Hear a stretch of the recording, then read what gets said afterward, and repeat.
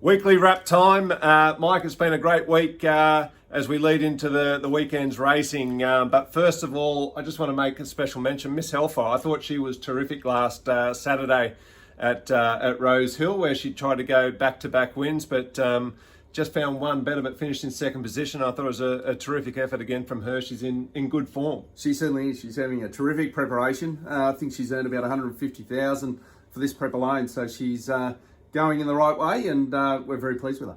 Also at the trials last week, I thought Kadal, one of the horses coming through, trialled well. He's showing he's still got a bit to learn there.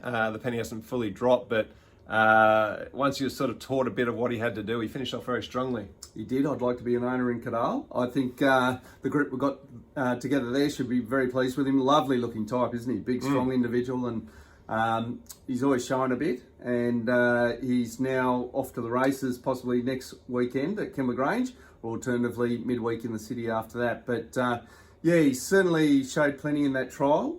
He's not the fastest horse away. That's the only thing. He won't have that tactical gate speed, it doesn't appear. But he's certainly got an engine on him, and I thought he trialled up really nicely.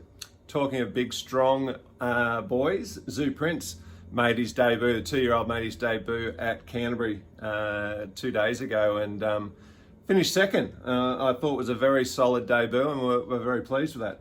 As you know, it's never easy to make your debut in the city, is it? So, no, he was set a tough assignment, and he certainly stepped up to the plate and put in a very strong debut performance, and hopefully that signals he's in for a nice career.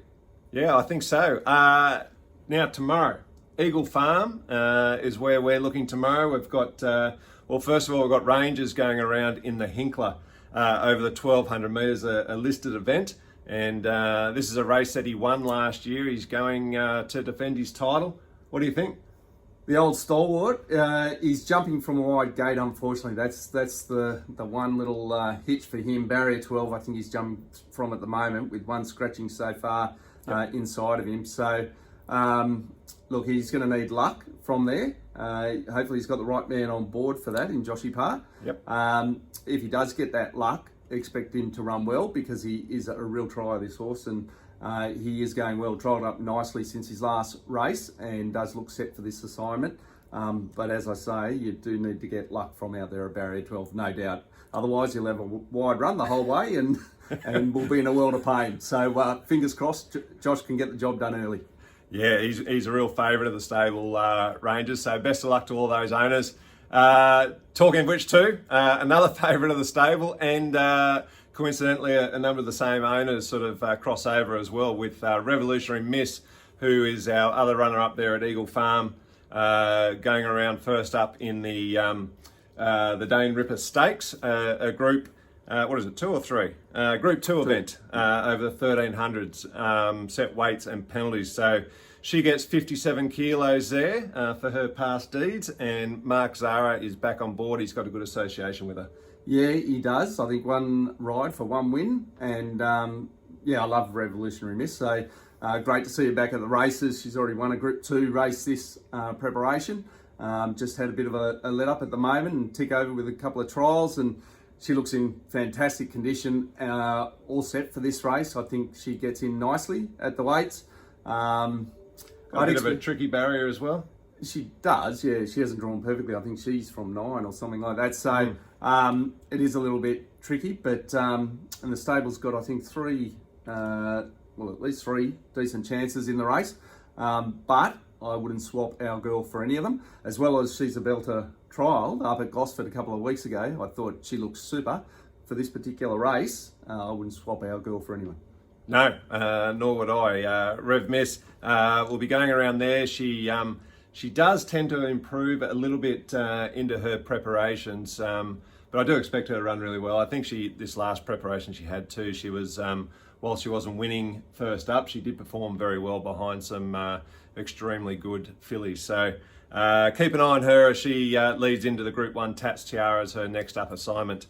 Then on Monday, we have Sweet Proposal, 2-year-old Done Deal filly, who made her debut just recently and ran very well. Hit the line particularly strongly from out the back, and she goes around the 1200 metre fillies maiden at Warwick Farm, which, really looking forward to that assignment for her. I think she'll appreciate the step up in distance.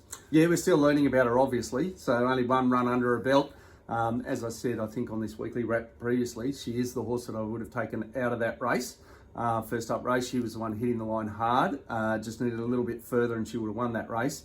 I stand by that. And she's getting her opportunity straight up into Metro grade at her second start. So she is up in grade.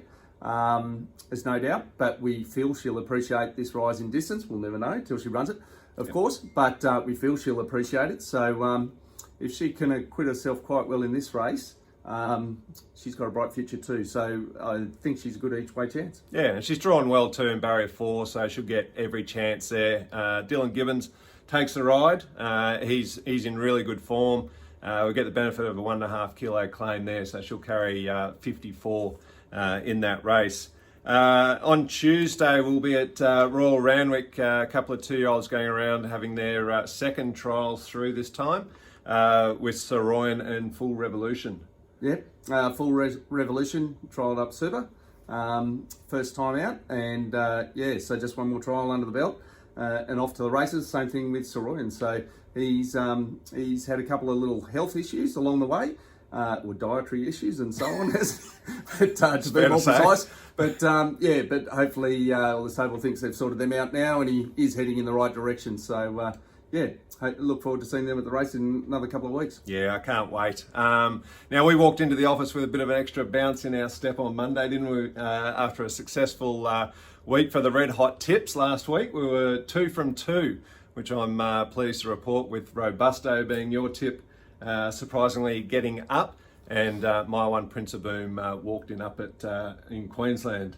What about this week? What have we got for our viewers? And not a lot from Not me. a lot. Oh, okay. So you're retiring. I put myself on the bench again this week. So, but I'll be back with a good one next week. Don't worry. Okay. Well, I'll make up for that. So this week's Red Hot Tip, I'm going to look up at Queensland again. First of all, just to get everyone off to a solid start. I'm going to tip Yellow Brick. Probably no surprise there. No. He's, look, you won't make a lot of money with him, but it's always nice to walk up to the bookies and collect nonetheless. Closer to you won't make any money with him, is that short? But anyway. Something. A win's a win. Yep. And then race 6, I'm going to go with Annabelle Neesham and Jason Collett with Numerian over a trip there. A nice imported horse, and I think he'll run very, very well. So fingers crossed. I hope we have a bit of luck there, but more importantly, enjoy your weekends with your family and friends, and we'll be back in touch. Have a great weekend.